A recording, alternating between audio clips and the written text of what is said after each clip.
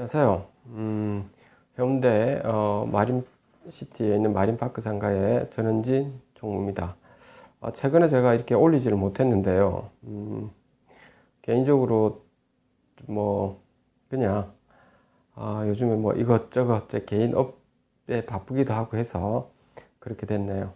이제 시간 날 때 틈틈이 좀 올리도록 하겠습니다. 이제부터 여러분들한테 이제 구체적 사례로 가지고 어떻게 해결해야 될지를 이제 지금부터 좀 이야기를 좀 할게요. 그 전에는 지금까지는 뭐 어떤 집합 건물 관련돼 가지고 뭐 관련된 사항들을 뭐 이렇게 법리적인 부분하고 이런 이야기를 했는데 구체적인 사례로 가지고 한번 이야기를 좀 해볼까 합니다.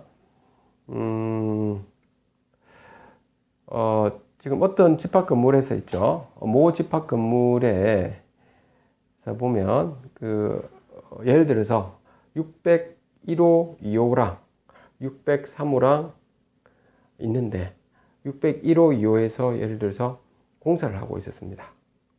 그 공사를 하고 있었는데 그 공사할 때 보면 복도 있죠. 공용 복도 쪽에 아무래도 물건을 실어 나르고 이렇게 해야 되죠. 그렇죠.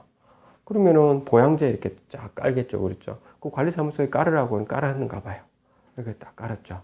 근데 하필 603호에서는 601호에서 공사를 막 하니까 어떤 이유인지는 모르겠지만 603호가 너무 시끄러운가 보죠.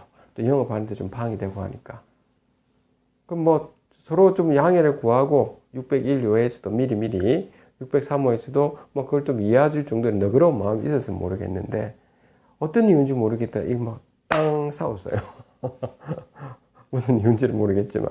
뭐 싸우는 바람에 그러면 공사하는데도 조금 뭐 이것저것 뭐 603호에서 이야기를 할 거 아닙니까?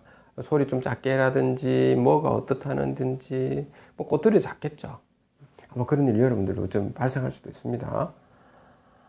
뭐 주택도 마찬가지입니다. 그런 거 공동주택 같은 경우 오피스텔도 지금 똑같은 상황입니다. 이 집합 건물에 거의 속하니까요.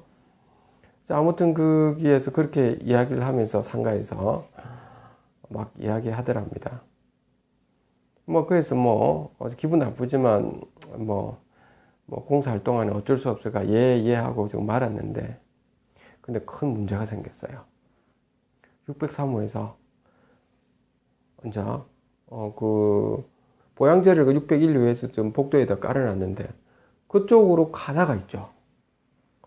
그 미끌리면서 넘어져 버렸어요. 그래가지고 603호 넘어지면서, 다리 쪽에 골절이 나버렸어요. 그 골절이 나가지고, 안 그래도 말이야, 601, 2하고 3하고 막 티격태격 싸우고 있는데, 그런 일이 발생했으면, 603호에서는 이제 병원에 실려가가지고, 이제 뭐 거의 한 달 동안, 뭐 입원해가 치료를 받고 말이죠. 그리고 한 1,000만 원 이상이, 지금, 뭐 이렇게 병원비가 나오고, 그것만 끝나는 게 아니죠. 뭐 정신적인, 그쵸. 위자료, 뭐 이런 식으로 해가지고, 정신적 손해배상도 달라는 거죠. 이렇게 해서 손해배상 청구를 했어요. 자, 이런 경우 어떻게 할까요? 601호에서는 황당하겠죠. 네. 돈을 줘야 될까요? 말아야 될까요? 이런 겁니다. 그 실제 있었던 건데, 여러분들 만약 그런 사태가 벌어졌을 수도 있고, 아니면 앞으로 벌어질 수도 있으니까, 그럼 어떻게 해야 되나, 이 말이죠. 만약에 그런 사태가 벌어졌다라고 하면, 일단은, 뭐, 저도 소송을 했으니까, 어떻게 할 수가 없죠. 여러분이 하셔도 됩니다. 소장을 뭐 답변해도 되는데, 근데 여러분들이 또 업이 있기 때문에, 그냥 변호사님은, 뭐, 평범한 변호사님 사시면 됩니다. 로펌이나 이런 데 갈 필요는 없습니다. 뭐, 아니면 뭐, 최근에 나오신 그 변호사님들 있죠. 그냥, 법학 전문대학원 나오신 분들, 소위 우리 말하기로 뺑아리, 이제 변호사님들, 그렇게 많이 비싸진 않죠. 그냥 기본료만 받죠. 기본 선임료. 그분한테 가셔도 됩니다. 거기 가셔가지고, 이게 좀 넘어져가지고 이런 문제가 생겼는데, 저한테 달라고 합니다. 그럼 어떻게 해야 됩니까? 라고 먼저 이야기 하시면, 아마 초짜분들이 잘 모르신 분들도 있죠. 그러면, 그부터 이야기 하시면 됩니다. 일단은 보양제는 관리사무소에서 깔으라고 해서 깔은 거다라고 하는 거. 첫째, 여러분들 그렇게 이야기하시고. 두 번째로는 그 보양제가 있으면 이렇게 넘어질 때 있죠. 탁탁 넘어질 때. 그 신발이 문제일 수도 있거든요. 다른 사람들은 뭐 별 문제가 없었다는 겁니다. 그렇죠? 지금까지. 그리고 관리사무소에서 잠깐 가서 소장님한테 물어보세요. 혹시 지금까지 다른 공사를 하면서 이렇게 넘어져가 골절이 있느냐? 물어보세요. 없었다 할 겁니다. 대부분이 없거든요. 그거 두 번째죠. 맞죠? 두 번째. 이제 그거 좀 이야기를 해보세요. 그러고 나면 이제 끝났네요. 그렇죠? 그 이야기를 하시고, 그러고 나서 이제, 그 기다리세요. 그러니까 그런 그 답변을 좀 해주라고 하시고, 예. 그래도 혹시 모르니까, 뭐 관리사무소에 시설팀이든, 뭐 관련된 뭐 소장이든 누구든 그 관련된 분들 있죠. 그분들한테 지금까지 이런 부분이 뭐 이렇게 해서 사건이 일어난 적은 없었지 않습니까? 그걸 확약서를 한 번만 좀 적어 달라고 하세요. 뭐 확인서죠. 사실 확인서 이 정도로. 근데 뭐 안 적어준다면 안 적어주면 돼요. 그냥 아니 뭐 나중에 뭐 정인으로 신청해도 되고 뭐 이런 식으로 하시면 됩니다.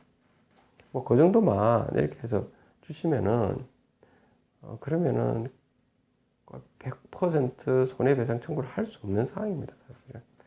그러니까 손해배상 대상이 안 되는데 공용 부분에 있는 부분에 대해서는. 근데 그분 603호가 잘 몰라가지고 소송을 한 겁니다. 자, 그러면 거꾸로 이야기해 볼게요. 제가. 그럼 603호 입장에서 이야기해 보겠습니다. 제가 603호다. 603호를 그럼 누구한테 그러면은, 요즘 넘어져가지고 사태가 벌어졌어요. 누구한테 청구해야 될까요? 공용 부분에 대해서. 예. 아시는 분 있네요. 그렇죠. 공용 부분이기 때문에 관리사무소 쪽이나 관리단 쪽으로 손해배상 청구를 해야 되죠. 그렇죠. 그렇게 해야 되는 거죠. 그러면 그건 100% 손해배상 청구를 받아준다니까요. 그러니까 603호는 601호에서 청구하는 걸 잘못된 거라니까요. 공용 부분인데 왜 601호한테 청구를 합니까? 그분이 그냥 뭐 악감정이 있더라도 그런 식으로 하니까 돈은 돈대로 나중에 돼가지고 변호사 선임했죠. 그래도 부르는데 원고 패소되죠. 그러면 소송 비용도 전부 다는 아니지만 일정 금액이 있습니다. 속가의 일정 금액. 그것도 이제 물어줘야 되죠. 그러니까 그런데 어쨌든 넘어졌을 때 관리사무소 쪽으로 아니면 관리단 쪽으로 소송을 하면 거의 이길 가능성이 높습니다. 뭐 심지어 이런 경우도 있습니다. 이게 겨울에 있죠, 여러분들. 바깥에 눈이 앉아 좀 내리고 있었는데 거기 앉아 예를 들어서 1층에 앉아 바깥 이제 1층에 나가는 문 있죠. 그쪽에 가다가 미끌려가 넘어졌어요. 너무 손해배상 청구를 해야 될 거 아니에요. 그래가지고 골절이 나고 그랬습니다. 누구한테 청구해야 되죠? 그렇죠. 관리사무소나 관리단 쪽으로 청구를 하는 거죠. 그렇죠. 그렇게 하는 겁니다. 아시겠죠? 오늘 이 팁을 잘 아시고 여러분들 누구한테 청구를 해야 될지, 청구하지 말아야 될지 이런 부분을 유심히 살펴보셔야 되겠습니다. 오늘 여기까지 하죠. 고맙습니다.